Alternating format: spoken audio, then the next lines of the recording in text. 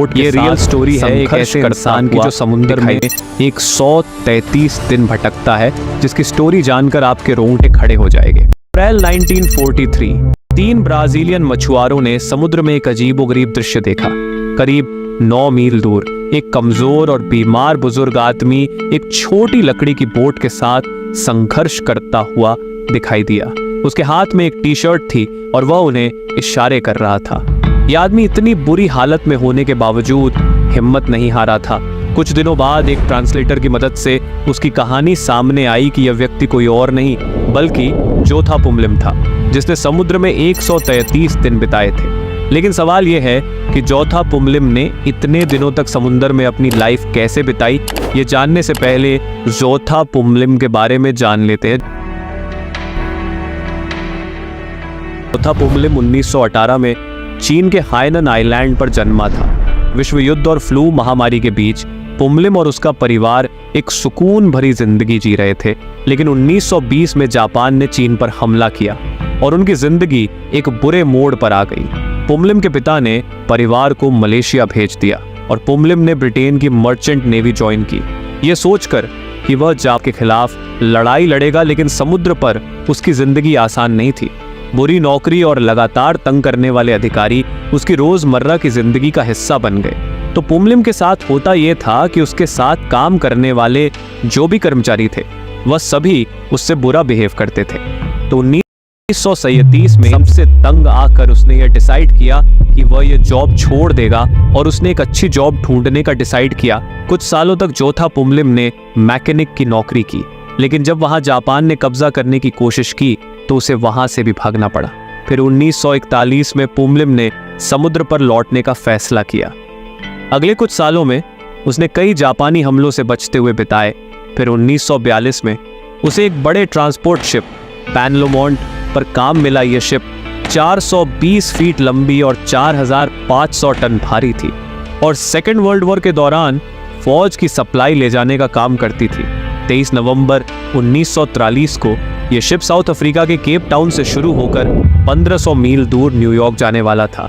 हालांकि शिप के पास सुरक्षा के लिए छोटी गड़ें थीं और सबको पता था कि अगर हमला हुआ तो शिप की बचने की उम्मीद नहीं थी। यह शिप एक मशहूर रूट से गुजर रही थी जहां जर्मन सबमरीन नियमित रूप से शिकार करती थी। कुछ दिनों बाद पैनलोमोंट को एक जर्मन सबमरीन ने ढूंढ लिया। सबमरीन के कैप्टन ने शिप को एक वार्निंग नोटिस भेजा, लेकिन शिप के कैप्टन ने कोई जवाब नहीं दिया। दोनों के बीच लड़ाई की तैयारी शुरू हो गई।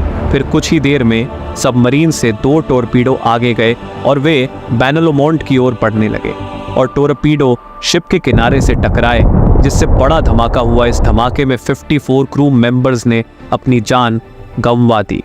इस मुश्किल समय में लिम के हाथ एक लाइफ जैकेट लग गई, जिसे उसने तुरंत पहना और समंदर में कूद पड़ा। डूबती शिप से दूर जाने लगा। खौफ के इस माहौल में लिम ने जितना हो सके तैरने की कोशिश की, लेकिन आखिरकार थक कर रुक गया। तभी उसकी नज़र एक 8 बाय 8 फुट के छोटे लकड़ी के राफ्ट पर पड़ी, जो पूरी तरह से सही सलामत था। रात हो गई और दूर दूर तक कुछ भी नजर नहीं आ रहा था। सबसे करीबी सूखी जमीन साउथ की तरफ 250 मील दूर थी और पानी की वजह से राफ्ट लगातार उत्तर की तरफ यानी ब्राजील की ओर जा रहा था, जो 500 मील दूर था। लिम ने राफ्ट पर बैठकर समय बिताना शुरू किया और बार बार दूर दूर तक देखने लगा, लेकिन कोई जमीन या इंसान नहीं दिखा। राफ्ट पर एक छोटी सी सर्वाइवल किट थी, जिसमें एक flare gun, 2 electric cooking pots, एक टूटी हुई फ्लैश लाइट, कुछ चॉकलेट बार्स, एक शुगर क्यूब का बैग और 11 लीटर पानी का गैलन था।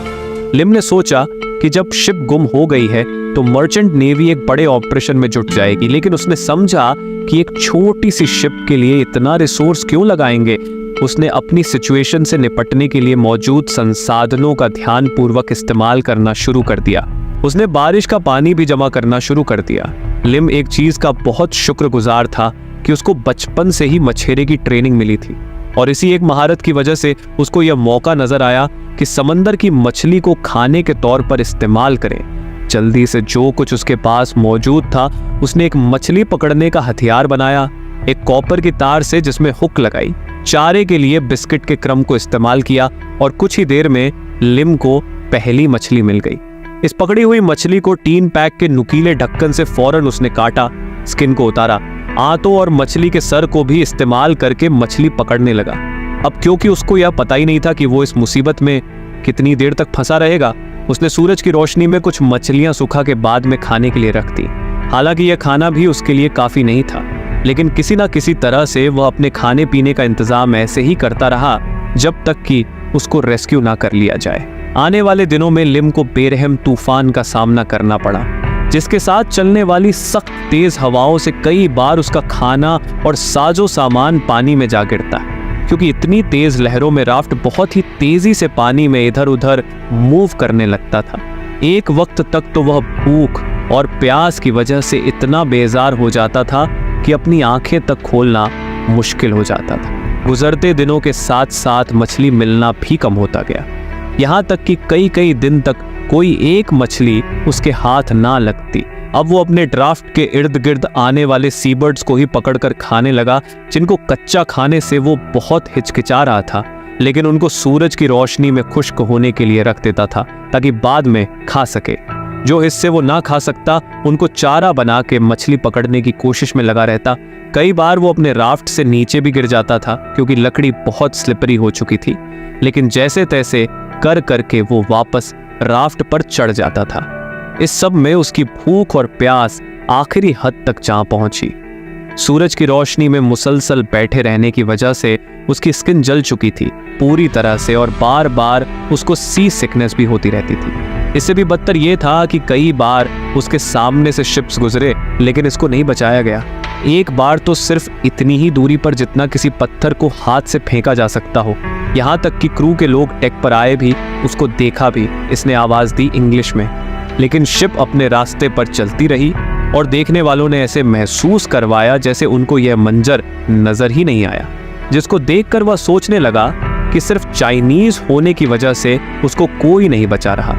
दूसरी तरफ से देखें तो पास से गुजरने वालों को यह जापानीज लगा होगा, या फिर यह भी हो सकता है कि German you boats fake survivors को पानी में छोड़ के रेस्क्यू करने वाली शिप को टोरपीडो का निशाना बना सकती हो। जंग का दौर था और ये सबसे बुरा वक्त था कि कोई किसी पर यकीन करता। इसके नतीजे में बहुत सारी मर्चेंट शिप्स जो मुख्तलिफ ममालिक से ताल्लुक रखती थी इसके पास से गुजरी, लेकिन इसको बचाने की कोई कोशिश ना की गई। उसके बाद एक यूएस नेवी प्लेन इसके बिल्कुल सर के ऊपर से उड़ता हुआ गुजरा। एक प्लेन तो इसके पास बॉय फेंक कर चला गया, और ये ट्रैकिंग डिवाइस होती है समंदर में जो इस्तेमाल की जाती है।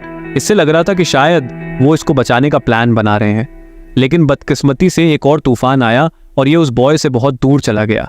इससे पहले कि क्रू वापस आता और इसको देखते ये फिर से गुम हो चुका था समुंदर में। फिर कुछ देर बाद उसको एक जर्मन यूबोट ने देख लिया, और हो सकता है ये वही हो जिसने बेनलुमंड को डुबाया था।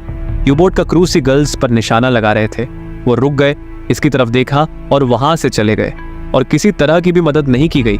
इसकी यह सब होता देख लिम को अब किसी से कोई उम्मीद ही नहीं रही, और वो यह जान चुका था कि अब बस वो आहिस्ता आहिस्ता भूख या प्यास की तकलीफ में इधर ही मर जाएगा। फिर किस्मत ने पलटा मारा और उसको एक छोटी सी उम्मीद नजर आई।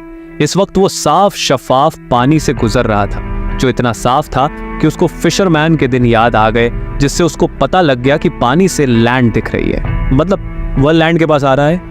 फिर 5 अप्रैल 1918 में 133 दिन बाद उसको अपनी तरफ आती हुई एक छोटी सी फिशिंग बोट नजर आई। कुछ घंटों में उसकी जिंदगी के बुरे लम्हे खत्म हो गए। उसको 3 ब्राजीलियन मछेरों ने रेस्क्यू कर लिया। तकरीबन 19 वीक्स तक लिम अटलांटिक ओशन में जिंदा रहा। उसका 20 किलो वजन भी कम हो चुका था, क्योंकि ना उसको प्रॉपर कुछ खाने को मिला ना पीने को।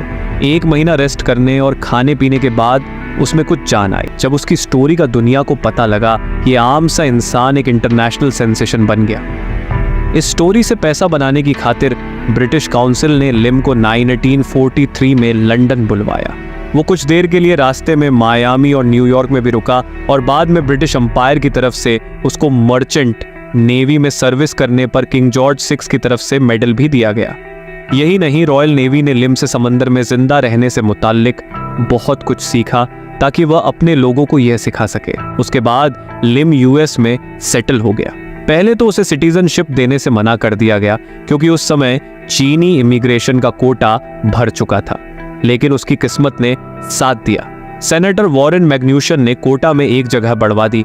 जब लिम को बताया गया कि इतिहास में कोई भी व्यक्ति राफ्ट पर इतनी देर तक समुद्र में जिंदा नहीं रहा, तो उसने कहा कि वह बस यही चाहता है कि यह रिकॉर्ड किसी के साथ दोबारा ना हो। अगर आपको वीडियो पसंद आई हो तो सब्सक्राइब करें।